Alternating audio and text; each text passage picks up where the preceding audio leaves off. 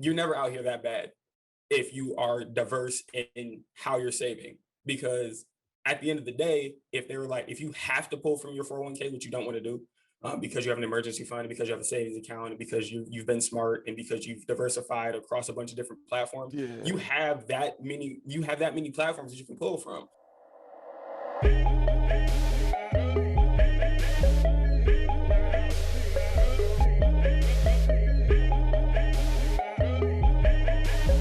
What's Yes, up, sir. everybody, and welcome back to YBI, where we discuss opinions and strategies on how to better your financial selves. Roman and Zion back in the building. What's good?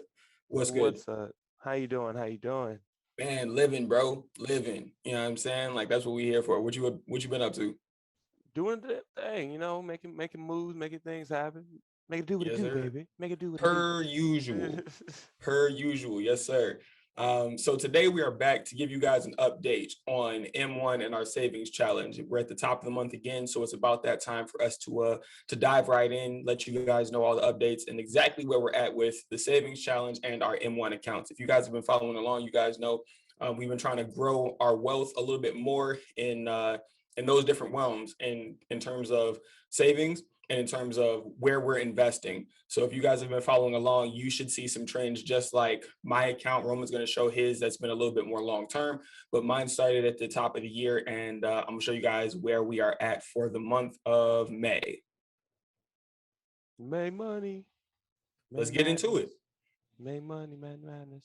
Like, share, and subscribe if you like seeing this type of stuff, and keep Which you showing your do. You support. know you do. You know you like seeing this stuff. Like, don't play with me. Let's do it. You gonna go first? Yeah, I can. I bet. Oh, bet. Oh, I don't even know what happened to my voice there. Just got like, whoa. So All for everyone that's new here, Roman's account doesn't count because he's been on his for some years now. Um, no, this one's been like a year. it's been a year. Yeah, this one's been like a year. Okay. Yeah, this has been about like a year. I think I started this one like slightly, maybe like a few, maybe like January, February of 2020, or like maybe December, sometime around there. Either way, Mhm. it started around that time, like kind of like right before COVID for this one anyway. Yes, but this has been May so far. It's only about a 3% gain overall for the month, 2.8, $20 in dividends, 170 in market gain. So ended up sitting there, nice up pretty. Let's see what's the most top performing sectors. Energy, energy, energy was probably because of the rise in oil prices. I want to say, well, it's yeah, just energy ETFs and then BP. BP did declare to go like all neutral free sometime recently, so that probably helps that stock growth. And then what else was a good performing set? Real estate. Real estate overall has just been Usual. doing well for the year, so I don't really expect that one to kind of not be like that.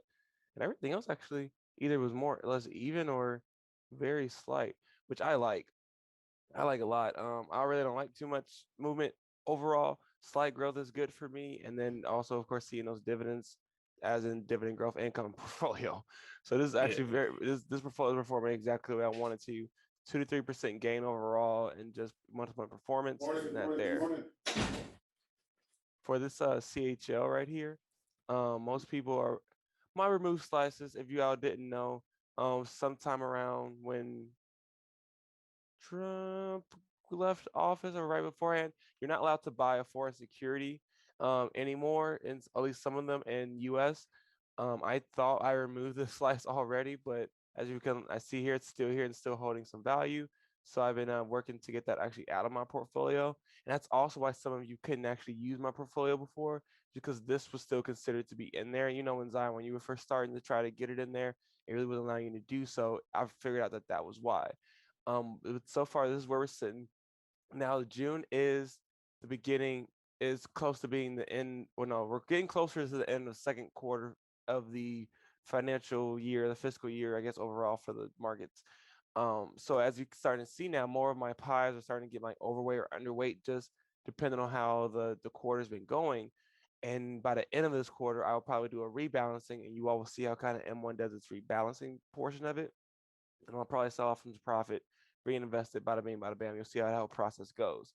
I can kind of see how a quarter is right now, but it's not. It's April, May, and June for the second quarter, still showing March within that growth as well.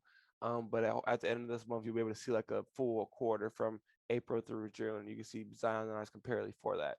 But that's there. What was the top loser? The 2% here and Yeah, it's probably that communication. 2%. Yeah. And that's sitting on with No, it's at communication. 4%. That was down 2% for Okay, the I month see. overall. So Viacom's still up. Viacom, of course, you all don't know. Viacom's like that super everything group. Yeah, They're pretty much. usually always doing pretty well. Disney, I don't know why would have went down over the past month. I don't Maybe know. their earnings stuff were having pretty well. Who knows? Disney kind of teeters up and down though. It usually sits around the same though. Verizon too. AT&T probably definitely took the biggest hit just because they had the I don't know if you saw the news, but they were selling HBO or selling Time Warner. They were selling a good part of their cable and merging it with a different company with Discovery and making a whole like new media super group. So that makes So sense. that's gonna go up. That's gonna go back up. It'll go up, yeah, back in time because even 70% AT&T stockholders will own 70% of this new company whenever it comes out. So we're gonna see what that exactly looks like. It's gonna take a couple years or so for that to even happen, but eventually that will end up changing its own things. Yeah, all the little losers, cyclicals. Very actually surprised this was down. Actually, this makes sense because a lot of people are putting out their earnings down from last year, and some of these companies are not going to have the same amount of earnings as they did last year during COVID, just because like Lowe's saw a spike, Home Depot saw a spike, Starbucks not really saw a spike. I feel like they were around the same no matter what Yeah, they're pretty there. consistent. I don't know why Cracker Barrel, and honestly, I invest in Cracker Barrel only really because I love Cracker Barrel. That's the I'll thing. be real. I'll be real. Their sales, their PE ratio, and everything is fine, but I really do believe and I like Cracker Barrel. They kind of slap. That They do. pancakes kind of slap, bro. Not gonna They hold do. you. So we All got right, let me get the rights. oh, the rights. You want the rights? Let me get the You rights, can't bro. handle the rights. All right, I here we gotta have the go. rights. Okay, here we go. So here's my portfolio that I started in January, right? For everybody that's new, we started a portfolio back in January. I started with $100, and I've been adding money consistently just to see what you guys can do. This is, when you see Romans and that's his current value is at like $7,000, it can be overwhelming. So I want people to have a tangible way to see, you can throw $20, throw $30 in at a time, and you're going to see a bigger return than if you were just to put all of your money into a savings account. So Yeah. what I've been doing is taking money, throwing it in this account, as well as growing my savings account at the same time. So as you guys can see, I got $455.21 in here. Go to the month one. Yeah, I gotta move you out the way.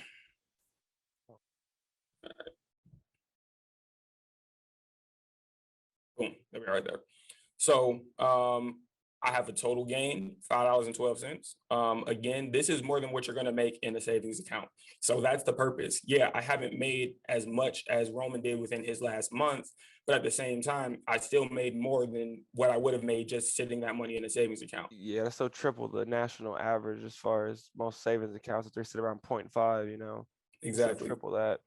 Exactly. So we've seen the 1.32% for the last month, about $5 a market gain and 16 cents in dividends. I only added $138 last month because I tweaked and I could only do so many transactions per month from my savings account. So I didn't want to go over that limit and start getting charged for that account. So I left it. But this month, I'm going to do a little bit better at making sure that I am adding the correct amount of money at one given time so I don't go over that limit. But at the same time, you guys can see, there are spikes. And overall, it's been very consistent. And then it just goes up. The major spikes are my Deposits. deposits. Yeah. So let's see. Let's see. Because Roman and I have the same portfolio. So I'm just gonna breeze through this pretty quickly. No, yours is a little bit different. Yours is more Oh, like this is a different one. conservative. Yeah. Yeah. Let's see. My biggest increase is right here with Schwab. The Schwab Um, dividend one. yeah, they're pretty much Which always up. yeah, that one's like almost like especially that island fund in the pie is meant to be very like consistent and earn more consistent kind of like dividends in a sense. What I'm kind of interested in is how MJ's gone up 11% almost over this first or last month Oh, MJ, let's go back. for your entire that's a pretty good jump there. Mm-hmm. Yeah. Which So is this is one that they we talked about last time. yeah, Um, it's what this I'm is the bullish marijuana on. one, really.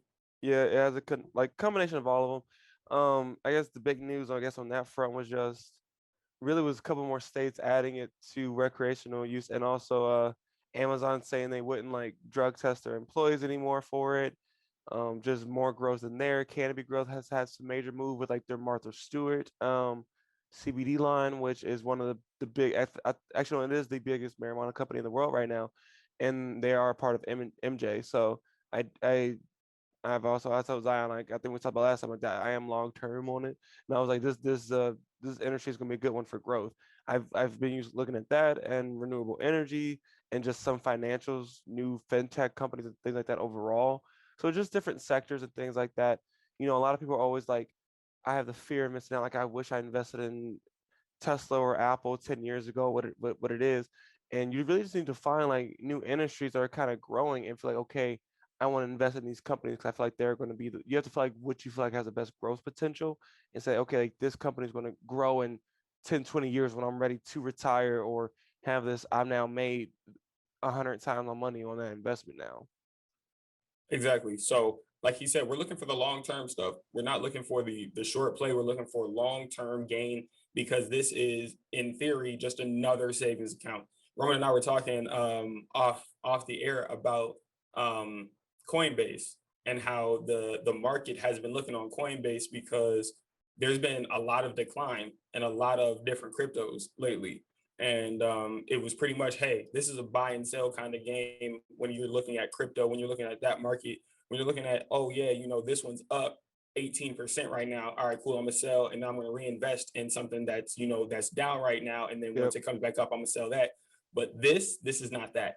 This is not the account where I'm pulling money and really moving it around too much. Mm. I'm just gonna keep throwing money in. And when you look at quarter one overall, we're up almost 6.5%. So obviously, the more money that you put in here, the more return that you're gonna see. Yep, and Um, we might do like I am thinking about doing like a quick short term trading challenge for you all and show you guys what they basically what the kind of looks like. But basically, I was just gonna do like maybe $100 one on like Webull or something, just throw it like a day trading one. See how you guys can see how it looks. But even my portfolio started with just throwing in there like $20 a week or like $20 a paycheck or whatever, and it slowly grows over time. And once you get to the point where you be like, okay, I can't take 5% or whatever, 2% or whatever you can from your paycheck, throw that directly in there. You know, you treat it kind of like that and you pay yourself first. Like that was all you just, and it grows and it compounds. And next thing you know, you're seeing 10x, 6 to 10x on top of that type of investment. So yeah, as you all can see, the strategy works. it not only works, I mean, it's doing much better. It's doing much better, and we said, start at the beginning of this series if you haven't seen where we started from. It's something called M1 or something. We can link that below, all that.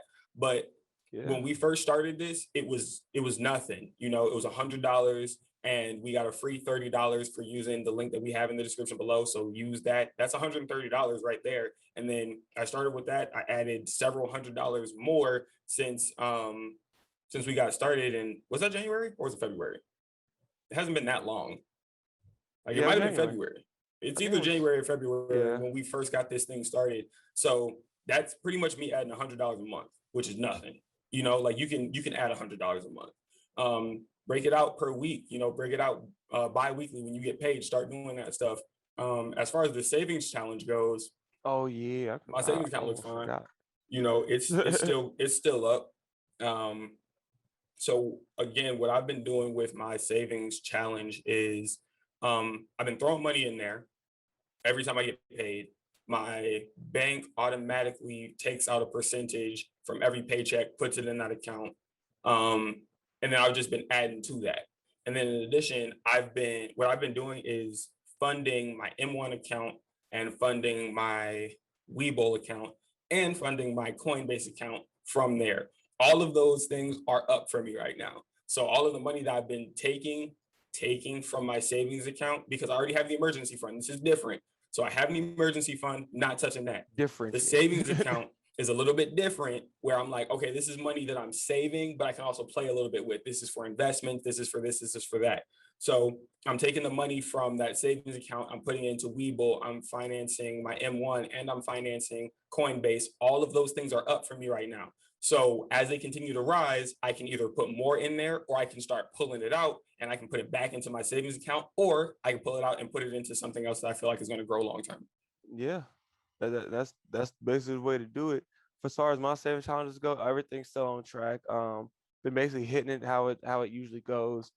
I think what was I doing? The $10. I'm still doing the $10 a day, and also doing like the dollar per week money challenge as well, where every week it kind of increases by that point. So I noticed coming at the middle of the year for most people. So depending on which one you chose, if you chose like the $10 a day or even like the doubling with the 5 cents a day or whatever one, by this point you should at least been seeing some good growth in your savings account of having at least around $1,500 kind of in there. If we're doing like the weekly one, you should see around like $700 almost. Well, no, actually, no, one's close around like $300 because you start seeing more exponential growth towards the end of the year. But you'll start seeing more and more growth in there as it starts to get there, and start feeling good about that because now you're starting to see like things starting to more feel build up once you start seeing money kind of stack up there. And if not for you all, like Zion just said, if you don't already have that emergency fund already built up, this is now the time to start making sure you get that kind of built up. So you can't start doing more riskier things with your money because you do not want to be in a position where you've dumped all your money into Dogecoin and now you can't get it out or something like that. And now you got to pay rent or you got to pay for your car to get fixed or this, that, or the third. Like you also brought up paying yourself first. Key thing we usually always say here when that paycheck first comes in, it should not be going straight to bills necessarily. It should be going, part of that money should be going straight to you as far as paying, like funding your IRA or like your investments or your savings. And then you should be living off that rest of that amount as far as, hitting it off with paying your bills and normal carrying cash and things like that first. But money should be going into your long term growth first.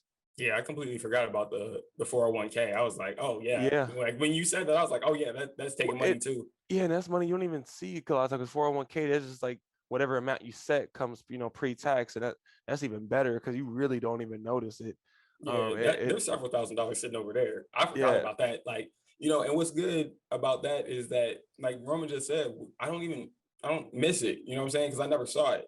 So this is money that I didn't even remember that I had. And now when you're thinking about it, and if I really got into a crunch, like it was bad, I was out here bad, right?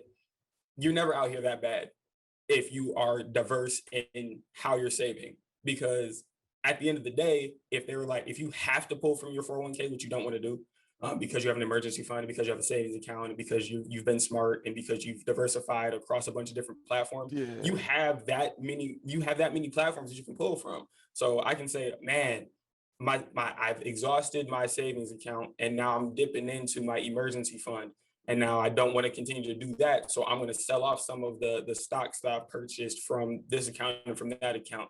That money will be transferred, and then I'm gonna get this account and that account, and that money can be transferred until you fix whatever the problem Yeah. is, and then you start going back to it. You go back to your original plan. You go back to putting money here and there. You go back to just making sure that things are diverse. And at the end of the day, you're never going to be in a bad spot like that unless you make a really bad decision. And I guess I don't know the last thing I'm gonna say, but you want to make sure that it's okay to use your emergency fund. It is Mm-hmm. okay. That's what it's meant to be there for. It is literally okay. I had a couple friends, and even my girl was being like, I just don't want to use it. Like I want to make it like it's there. I like how it's there. I like that it's there for you. Of course it is, but it is meant to be used. If things come up, it's better to use that than to use like a credit card. If you don't have the money right then in your bank account, if you're like, okay, I need to get this, like I don't have the money right now for it, but I need to get my car fixed. I need to get groceries. I need to do that. It's okay to pull from that $1,000 emergency fund and then rebuild that back up once you can. That's perfectly okay. That's what it's meant to be used for. And then you have like your 3 to 6 months kind of next or later or more than that sitting off to the side to pull from if the emergency fund gets depleted and you still need to dip into that. But once you kind of have those things first set, like we've been talking about here, you start getting that stress real just lifted off of you. Especially once you get that first emergency fund set and that debt starts to go down, and you start getting that monthly built up. You start investing into your M1 or your IRAs, your other investment accounts. You money starts working for you, and then you start seeing like, okay, this is the system. This is how it works. This is how so many people can do these many things and be more kind of set. And anybody can really start doing it at any point. So as you all have seen from both me and Zion's both viewpoints here and what we kind of shown on the show here so far, anybody can do it. Yeah, anybody can. Everybody should. Everybody should. Everybody should.